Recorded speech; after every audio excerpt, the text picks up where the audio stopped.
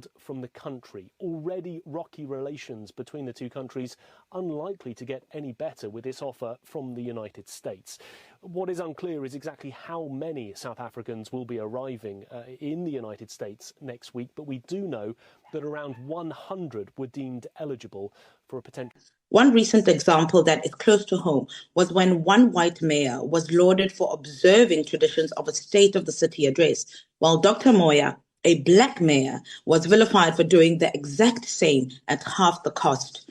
We must understand, House Chair, that these attacks are because Dr. Moya has made remarkable progress in ensuring that all residents receive the dignity of services and not just some. We must not allow the ideology of white supremacy to win.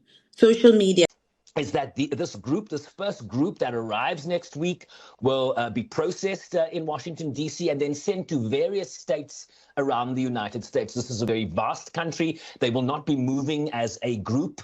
They will be separated depending on, your family, I imagine, will stay with you, right? But they will go to a number of states. We're told the states of West Virginia, Colorado, Massachusetts, California, Idaho, Montana, North Carolina, Nevada, New York, Minnesota, and Michigan, and Washington State are among the states that have already indicated that they're willing to receive these Afrikaner refugees.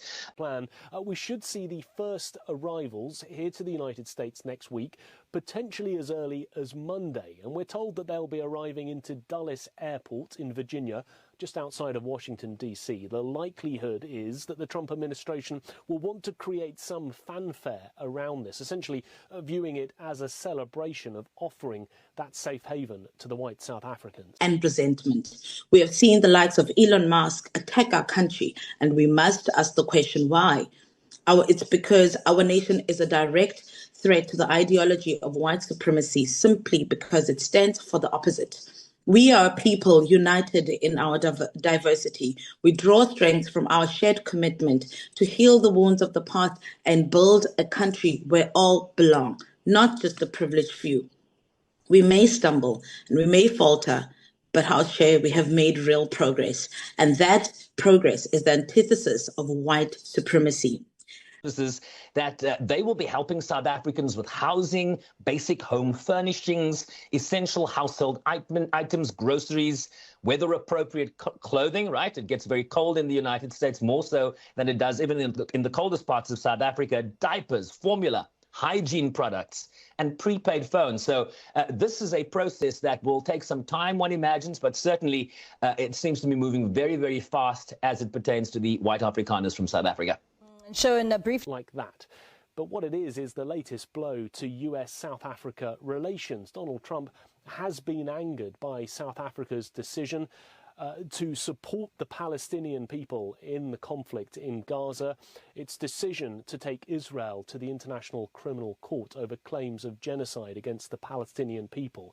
And in recent months here in Washington, D.C., we've seen South Africa's ambassador to the United States being designated persona non grata and expelled from the country. The rise of white nationalist and supremacy movements globally poses a threat to the democratic, non-racial project that we as a nation have been building to undo these legacies. Tragically, House Chair, we see political parties, some right here in this very august House, preying on people's anxieties and fears for cheap political gain, pitting South Africans against each other.